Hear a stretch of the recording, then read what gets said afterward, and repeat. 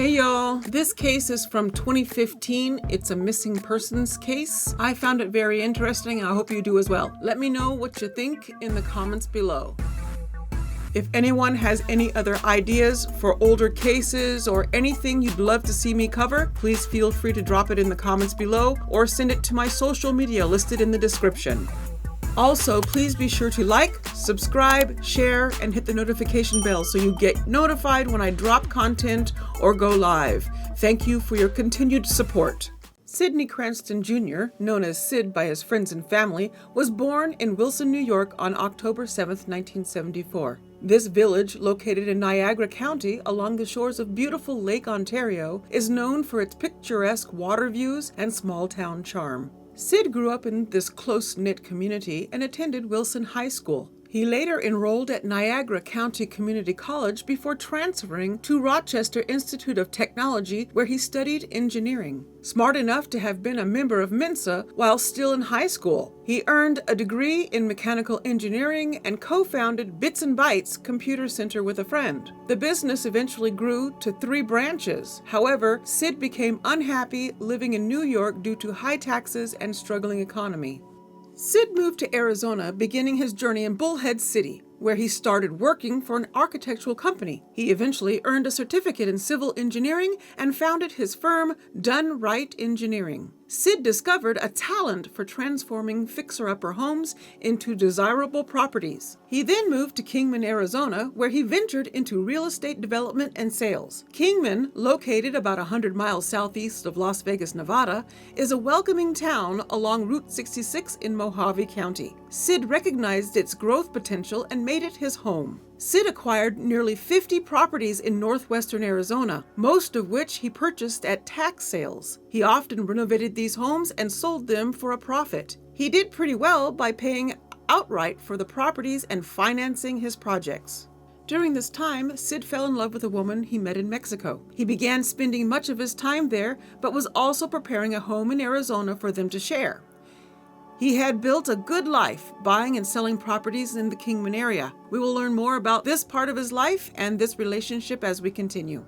Now let's dive deeper into this case. Sid's promising life took a tragic turn on June 15, 2015. That day, he met with his close friend Alfredo Blanco, a 61-year-old Costa Rican immigrant who maintained Sid's properties. Blanco reported that they had lunch together before he left to service another property. Sid had plans to meet with a few others after meeting with Blanco, but he never arrived, raising concerns among his friends. Those worries intensified the following morning when Blanco discovered Sid's beloved motorcycle abandoned at one of his unoccupied properties. Jenny Nelson, a friend of Sid, stated during an interview on Oxygen's show Buried in the Backyard that, quote, when the motorcycle was discovered without him nearby, it became an important clue that suggested something was seriously wrong. Sid's brother, Chris Cranston, was living in North Carolina at the time. However, he quickly dropped everything and rushed to Arizona after receiving calls from Sid's friends and fiancée about his disappearance. By the time Chris arrived in Kingman, authorities were already working to piece together what had happened. Sid had mentioned that a construction site had been broken into. The thieves had stolen the stove and sink, removed the carpet and water heater, and left these items by the door, seemingly planning to return to the unassuming beige house on the corner. Sid had decided to stake out the property to catch the burglar in the act, a plan that filled his brother Chris with dread, especially after Sid's recent disappearance. Chris mentioned that Sid spent the night of June 15th waiting in the garage with Blanco. However, the thieves never appeared. Around 2 or 3 a.m. on June 16th, Sid returned home long after Blanco had left his post. I was concerned about him, Chris said. Our conversation was normal. He didn't provide any details about the situation. Back in Charlotte, 2,000 miles away, Chris returned to his carpet-laying work, feeling reassured that his brother was okay, neither a victor nor a victim. When the police searched the relevant home, they found no evidence of foul play. Authorities conducted a thorough search of all 43 properties owned by Sid. By the end of that day, Sid would be dead. Lured to a remote ranch on the outskirts of the Mojave Desert, shot and buried beneath a cattle pasture. Working in real estate is generally not considered one of the riskiest careers. However, meeting strangers alone in vacant or remote locations can pose significant safety challenges. Each year, many real estate professionals lose their lives while on the job, with a notable portion of these incidents being violent and perpetrated by criminals. Agents have been lured into vacant homes only to encounter individuals hiding inside. Sid Cranston Jr. was worried that his son might be too trusting in such situations. As an engineer and real estate agent, Sid developed properties for individuals with poor credit and limited funds for a down payment. Throughout his career, he encountered many questionable characters. His kindness toward those in need sometimes led to difficulties. Friends noted that he was often deceived, cheated out of rent payments, and faced challenging situations while trying to evict people he was trying to help. Sid seemed to prioritize benevolence over shrewdness. Those close to him described him as generous, kind, and a pacifist. He refused to carry a weapon even when dealing with suspicious individuals or attempting to catch burglars. He did not want to harm anyone, even if the situation warranted it. Now let's dive deeper into the story. Sid's real estate and engineering business became highly successful, allowing him to retire partially within a few years. He devoted most of his time to traveling around Latin America, starting with short cruises and progressing to longer trips. In August 2013, he got a van and began traveling indefinitely. Sid met Yvette Calderon, a Mexican psychologist, during his travels and fell head over heels in love with her. After a heartfelt proposal, they began planning their life together. Part of that future involved acquiring a home in America. This is why Sid returned to Kingman in June 2015. He had just purchased a house on Hodges Road and needed to renovate it. To move forward with his plans, he had to meet with the Kingman City Council regarding a variance to a local sewer law. The meeting was scheduled for the evening of Tuesday, June 16th. However, Sid never made that meeting. He also did not return to a friend's house where he was staying. According to the Kingman police, a witness named Alfredo Blanco told investigators he had lunch with Sid at a house he was working on at Club Avenue in Kingman.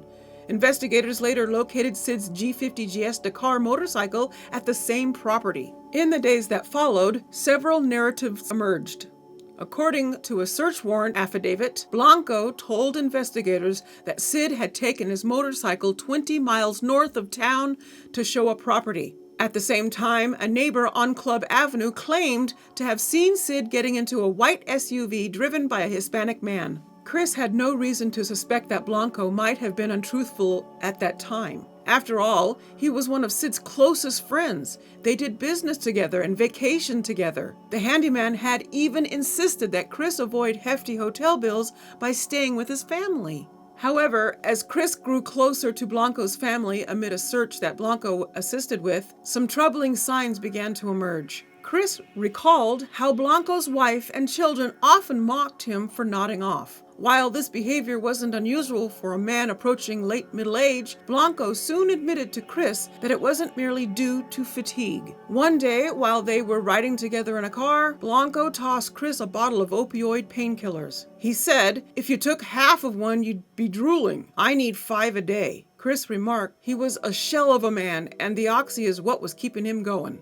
The first evidence of Blanco's involvement emerged a few days into the case when Kingman police discovered that Blanco had pawned Sid's 2 wedding rings to a local jeweler. One of those rings was from a previous marriage. Shortly after, police found that Sid's cell phone had pinged a cellular tower near the Reali-Tea Mountains southeast of Kingman on the afternoon of his disappearance. Remarkably, Blanco's phone had also pinged the same tower that day. Despite the mounting evidence, Chris was reluctant to believe that Blanco had any involvement in his brother's disappearance. The family arranged for Blanco and other potential suspects to take a lie detector test to address these concerns. Initially, Blanco reacted positively but vaguely to the request of a polygraph test. However, when pressed to take the test, he cut off contact with his family. In statements to investigators, friends and family often described Blanco as a man with a history of lying, stealing, and drug abuse. He had been arrested twice for shoplifting at Home Depot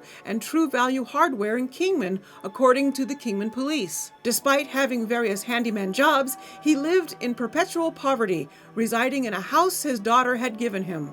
After Al refused the polygraph test, he lost his last defender. The following February, Chris and a crew from Crime Watch Daily confronted Blanco. He refused to speak on camera and later claimed to the police that the crew had assaulted him. As the family grew more convinced they knew who had killed Sid, the case seemed to come to a standstill. Search and rescue found nothing on the remote desert ranch near the location of the last call. On a side note, despite gaining access to his phone records, investigators could not find any evidence or locate Sid himself. Weeks turned into months, but his loved ones refused to lose hope. Chris mentioned that the ranch's owner had refused to allow a volunteer group to search the property. A glimmer of hope emerged on September 17th when a group of hikers discovered skeletal remains partially buried just 12 miles from where Sid was last seen alive. Authorities promptly responded and processed the crime scene. However, the remains were not Sid's. Chris felt another blow to his hope as he struggled with the possibility that his brother was safe. Quote, "I had a tiny bit of hope that he might still be alive, but deep down, I knew that my brother was probably dead and that someone had killed him." A breakthrough occurred when police received a tip from a local jewelry store owner who claimed to have seen rings similar to those Sid was wearing in missing persons photos. During the investigation, police learned that the store owner had purchased the rings on June 26, just one day after Sid went missing. What shocked investigators the most was the seller's identity, Al Blanco, Sid's trusted friend.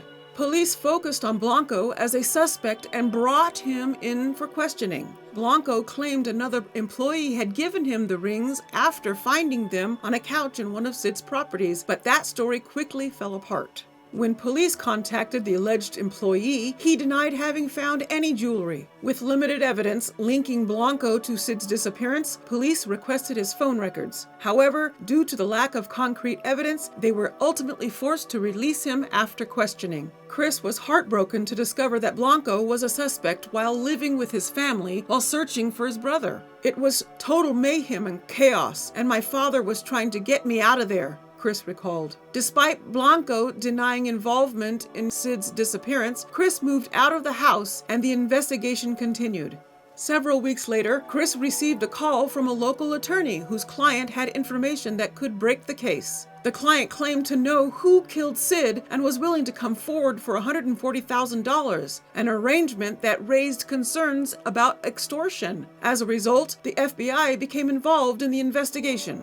"It was shocking to think that someone would try to profit from a family that is missing a loved one," FBI Special Agent Desiree Tolhurst told producers. Authorities soon uncovered the identity of the anonymous tipster, Jeff Cave, a man with an extensive criminal record and one of Blanco's closest friends. When authorities served a search warrant at Cave's house, chaos ensued when he answered the door holding a gun. Cave ignored commands to drop the weapon, leading to a firefight that resulted in Detective Gilbert being injured and Cave's death. When Cave was shot, any information he held regarding Sid's disappearance seemingly died with him. "It was a huge setback," Chris said. After Cave's death, his attorney refused to provide any information about what Cave might have known. As a result, Special Agent Tolhurst had to pursue other leads. While examining Blanco's phone records, Tolhurst discovered another inconsistency in Blanco's story. The cell phone records indicated that on the day Sid disappeared, both Blanco's and Sid's phones were in the same location and traveling in the same direction. Soon, the pieces began to come together. Blanco became the chief suspect once again and declined a second request from authorities to come in for an interview and a polygraph test.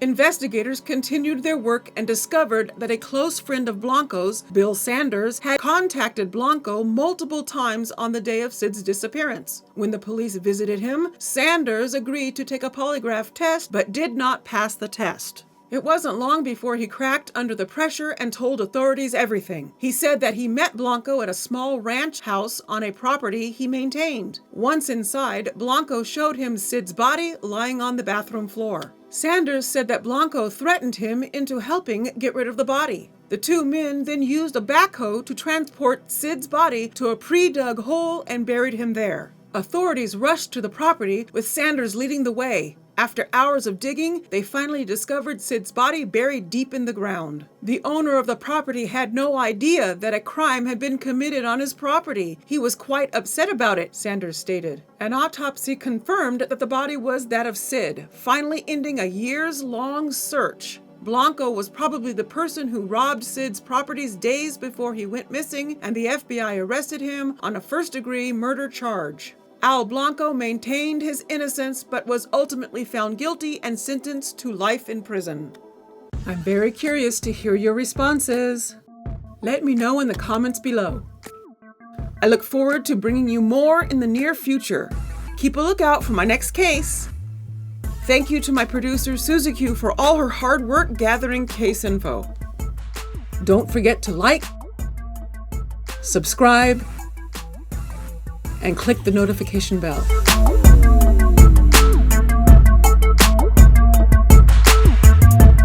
Bye, y'all.